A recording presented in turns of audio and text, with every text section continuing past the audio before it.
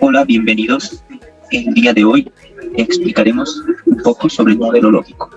Mi nombre es Cristian Mendoza Machaca, soy de la Universidad Pública del Alto, carrera de Ingeniería de Sistemas. Estoy cursando la materia de Análisis y Diseño 1 del quinto semestre con el docente ingeniero Reinaldo Ceballos.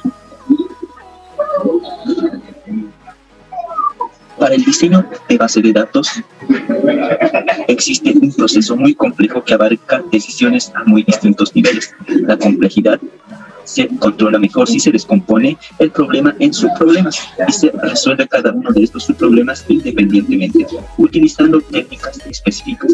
Así, el diseño de una base de datos se descompone en el modelo conceptual, modelo lógico y modelo físico.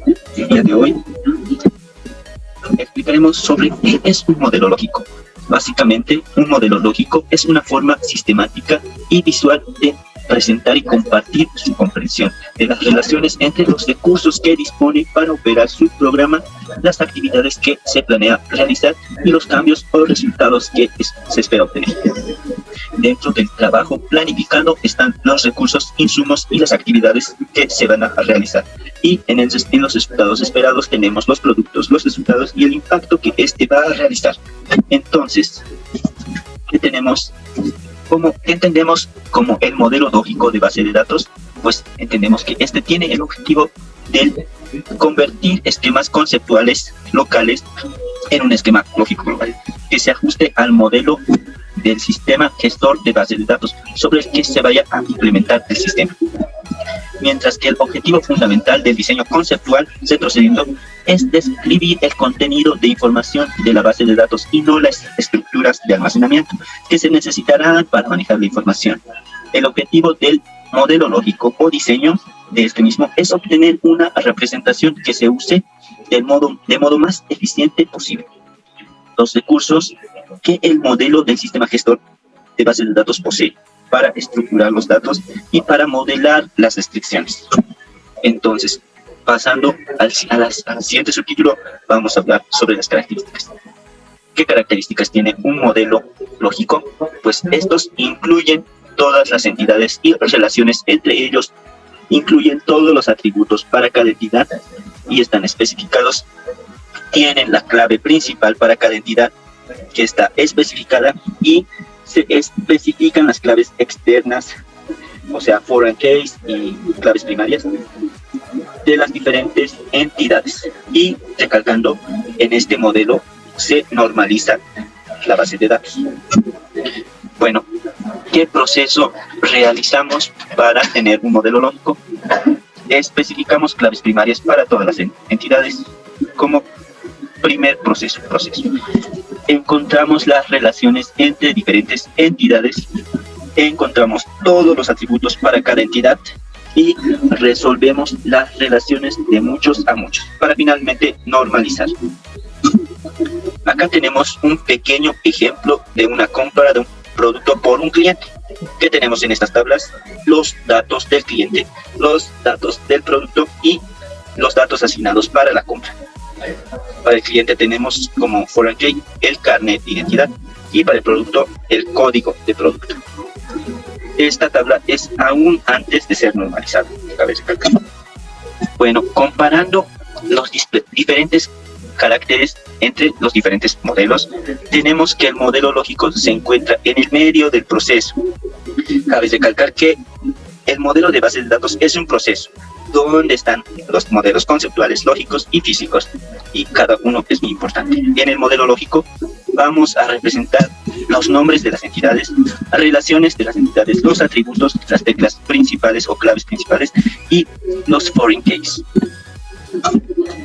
¿Qué ventajas tiene el uso de este modelo?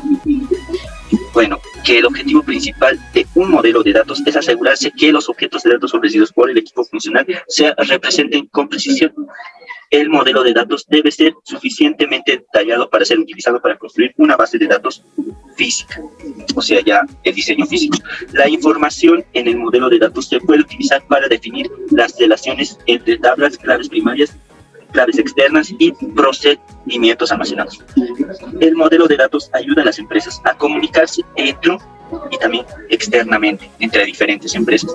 El modelo de datos ayuda a documentar las asignaciones de los datos en el proceso de extracción, transformación y descarga de datos. Ayuda a reconocer las fuentes de datos correctas para poblar el modelo. Como también tiene ventajas, podemos destacar algunas desventajas del uso de los modelos de datos. Algunos tipos de análisis de datos son inapropiados. Por ejemplo, procesamiento de series de tiempos. Es un punto débil del modelo de datos. El argumento primario de base no SQL es que el cambiar la estructura puede ser posible, pero complejo. Tiene diferentes restricciones para realizarlo, inclusive puedes tener que rehacer todo el proceso. Efectuar análisis geoespeciales era complicado anteriormente, pero las bases relacionales modernas se han extendido a dicha capacidad, por lo cual hoy en día es posible y más fácil. Los datos tienen que ser procesados para ser almacenados en una base de datos, a menos que se utilicen campos, blocks, en donde muchas de las capacidades del SQL se verán disminuidas. Por ello, Hadoop fue exitoso. El SQL tiene limitaciones para realizar funciones estadísticas avanzadas. Otros lenguajes como R han sido preferidos para análisis estadísticos. Y en conclusión, podemos decir que un modelo lógico describe con mayor detalle posible, independientemente de cómo posteriormente se van a implementar en el diseño o modelo físico de la base de datos. Y este paso es muy importante para el diseño de la base de datos.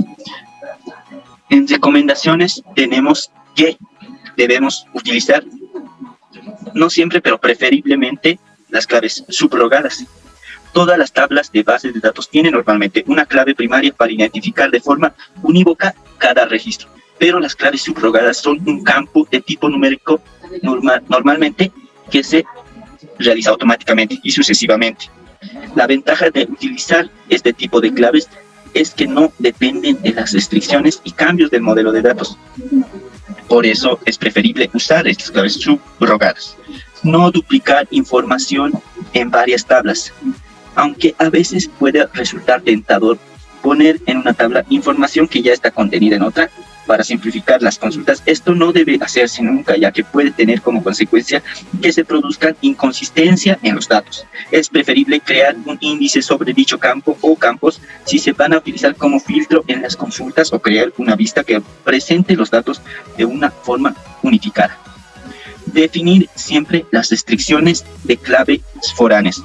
Esto es muy importante, y aunque en ocasiones puede resultar tedioso definir dichas claves o llaves foráneas, es un constraint de clave externa cada vez que relacionamos una tabla con otras. Esto se debe realizar, se deben definir siempre que sea posible, ya que nos garantizan la integridad de los datos. Además, esto facilita el trabajo con las aplicaciones de administración y desarrollo de bases de datos, automatizando algunas tareas como la creación de diagramas y creación de relaciones entre los objetos que mapean las tablas.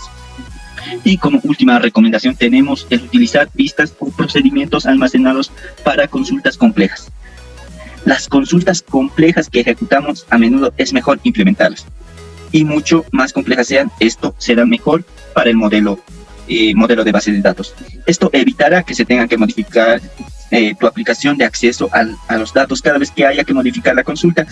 Piensa que cuanto más compleja sea una consulta, más probabilidades habrá de que haya que modificar algo en algún momento. Entonces, realizar estas consultas antes de implementar la base de datos es muy beneficioso para tu modelo.